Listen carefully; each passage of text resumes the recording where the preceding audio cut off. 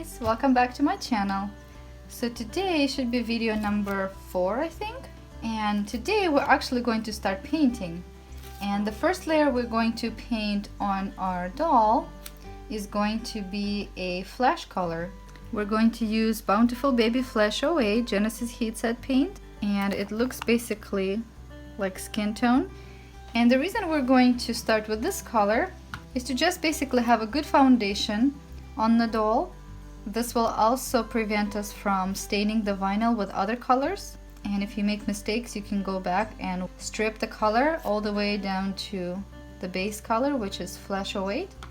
Also, it will help us see how the paints are actually sticking to the vinyl, because some vinyls the paints have more hard time with sticking to, so this will help us to see if we need to treat the vinyl some more with alcohol or anything like that, or is it going to take the paint just fine. So what you will need for this step is a color palette, or you can use a clear jar or a little dish if you would like to. We're going to use Flesh 08. We're going to use odorless paint thinner, and here's the original bottle. We're going to use some paper towels and probably some baby wipes. We're going to need some gloves, and we're going to need a drying rack.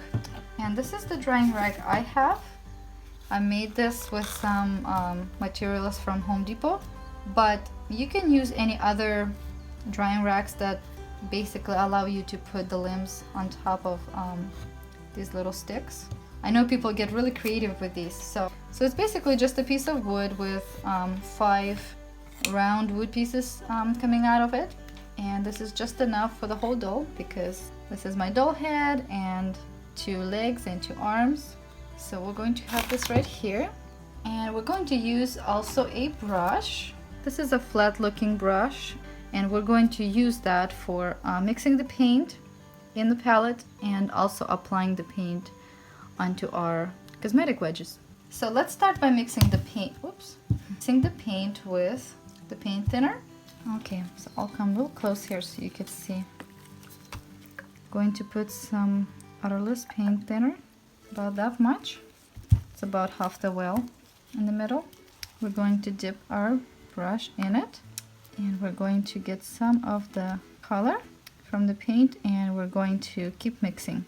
And we're going to do it little by little, so you kind of building up color instead of just putting a lot of paint right away. And that way you can kind of see the paint changing, and you'll know how much you need more or less. And you have to continue mixing it even when you're applying it to the doll, because the paint kind of tends to settle on the bottom. This is about the color that I want to start with. It's not see-through, but it's still very watery, as you can see. Now this layer, I know it's going to be really boring because you basically are not going to be able to see it much on the skin. So it seems like you're really not doing anything, but you are. Every layer has its purpose. Now before you start applying the paint onto the wedge and then onto the doll, you want to prepare your cosmetic sponge by making it more rough edged.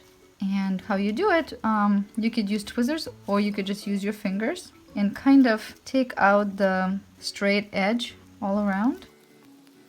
And in our other videos, when we're going to do mottling and things like that, we're going to do a little more of this, a little different. But basically you don't want the straight edges so that it doesn't show up on the doll like straight lines. So my sponge looks something like this. I hope you can see it. We're also going to do the same thing on this sponge, because we're going to apply the paint with one sponge, and then we're going to dab it off, or most of it off, with the other sponge. So that's what my sponges look like now. So we're ready to start. Got a little bit of paper towel and put it over here under, just so I can dab off some paint and see what it looks like. Paper towels are always so handy to have. So you mix up your paint really well. Before you start painting, you want to take a big brush like this and just kind of dust it off, just to make sure there's no dust particles on it or bristles. And I think now we're ready. So what I'm going to do, I'm going to put my fingers in here just to hold on to the limb. You don't really want to be touching the area you're painting, but you can touch this area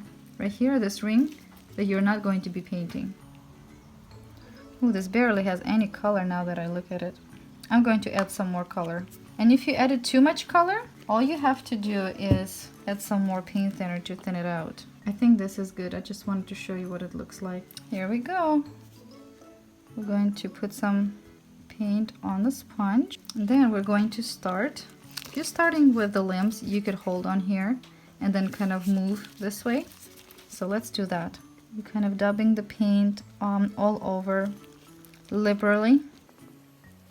You want to just saturate it with this paint. And you want to get in between those toes too. You want to use your brush too and go in between. Get some more paint on. I don't know if you could see, I'm holding the wedge with the other two fingers. Then you just dab it on like that. Just keep going. Get into all the creases. If you can't get into the creases with the sponge, then you want to take your brush and go over the creases and everything. This particular leg has lots of little baby fat rolls. Oops, you don't really want this to be like dripping all over, but you can pick it up with your sponge right here. So there you go. Just make sure that the whole surface is wet with paint. And then you come with a cleaner sponge and you start dabbing some of the paint off. Just the excess, not the whole thing. I know it will seem like you're taking off all the paint, but it's not. You just want to create a thin layer. And I don't know if you could see, like right here it's wet, but here we're dabbing it off. And it's creating this nice skin texture almost with the sponge. So that's really nice. And if you have touched somewhere with your hand or finger, you can just go over it again. And then you dab off the excess paint. This leg didn't have too much excess paint. I know you can't really see anything on this leg. I can because I'm really close to it. But that's not the point. We're just making this one protective layer here. And if you can't get the paint, the excess paint out, then you can get this little flat brush like that and just go in and the paint will be absorbed into the brush. So now that we're done with this limb, we're going to put it right here to dry. There it is. And we'll try not to touch it. And then we're going to do the same with the other limbs. Don't forget to keep mixing your paint. It's very important. You don't want one of your limbs to be different than the other one. After a while, the paint, or the paint thinner rather, kind of evaporates. So you want to add just a little bit of paint thinner, which I already just did, and continue painting. Now sometimes, like here, the opening is so small that it's very hard to hold it.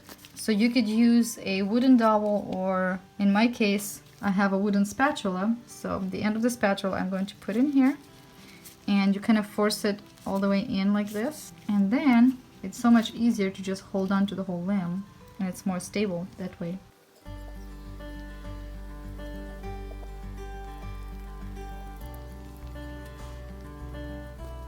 Alright, and now we're going to do the head, but it looks to me like I ran out of paint.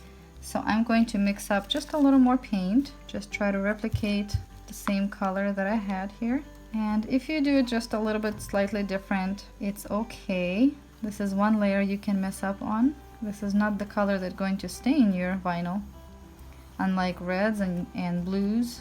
Let's dust this little head off. Okay, so again, you want to start with all the creases, like inside the nose, and lips, inside of the mouth. Ooh, that was a mess. Where'd my sponge go? I'm holding it, that's funny. So you want to get the paint into all the creases inside the eyes, right here. And then kind of smooth it out here. Dab some more paint under the chin. The head is kind of too big to do everything in one time. So I like to do the face right here, the face and the ears, and then the rest of the head after. So I'm gonna get inside the ears here and behind the ears, get all that paint out again. Okay, now we're going to do the dryer sponge and go over those spots and kind of smooth it all out. Especially in the ear, there's lots of paint now that we need to get out, and for that we'll use our brush also, a little flat brush. I don't know if you could see the extra paint in there. Just take it all out. You want to draw the paint from all the creases again. Can you see a little bit of paint here? You're going to get it out from inside of the nose.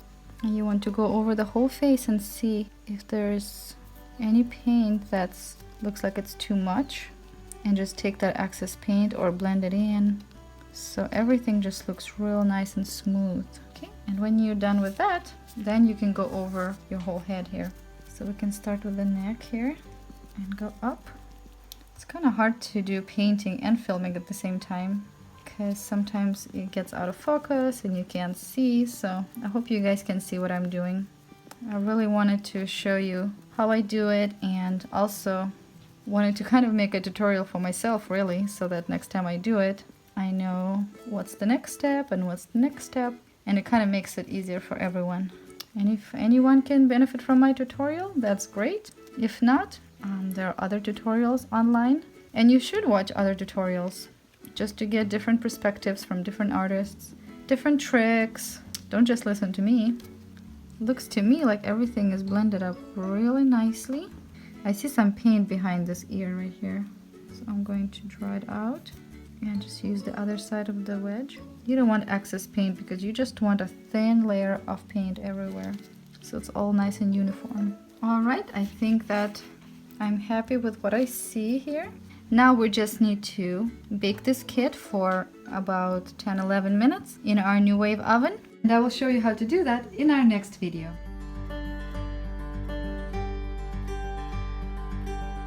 Okay guys, so here's my new wave oven that we're going to use for reborning, and here's Cheyenne kit that we just painted base coat on, and the noise you hear is rain. So before you put your kit into the oven, it has to be totally dry, and then you want to inspect it and see if there's any buildup of paint, and if there is, you can buff it off with the cosmetic wedge again, with a flat brush, and a pointed Q-tip. For example, right here you see right around the nose area, and right here under the nose and the lips, it has a little bit of more white. So sometimes you don't see that until the paint actually dries. So you want to go ahead and kind of buff it off, or kind of scrape it gently off with a Q-tip, because you don't want any extra paint. And if you have something like that on skin, you just buff it off with a dry cosmetic wedge like that. Make sure you inspect your kit really well before you bake it, because whatever it looks like now, it's not going to look better after you bake it. So if you don't like something now, it's better to fix it now than later, because sometimes those things are hard to fix and sometimes impossible to fix. So a lot of times the creases is where the paint buildup happens, like between toes and fingers. And sometimes if the Q-tip doesn't help, you can use a flat brush like this. Well, there was a lot of buildup in these little creases inside of the hand, so I was working on that, and now I'm all done. My kit is inspected, and now we're going to put it into the oven. So what we do is we lift up the oven's lid, preferably with two hands, but I'm filming with one. And I have some towels here that I'm going to arrange in a way that we can put our kit here.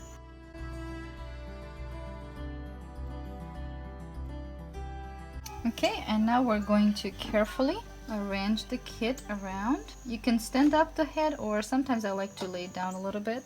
You put the hands here. You just want to make sure that the pieces don't touch each other, but they can lay close. You can arrange the legs any way you want. There we go. Sorry for the noise, guys. I'm just filming this outside and the kids are playing. Okay, I think everything looks good.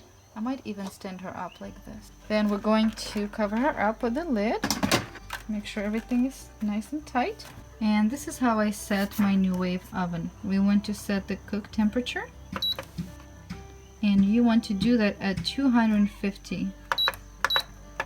Not more than that. And then we're going to put in a cook time, and we'll do 11 minutes. And press start. And here she is, our Cheyenne kit, baking for the very first time. 3 more minutes left, and you really want to be baking your doll outside, not inside.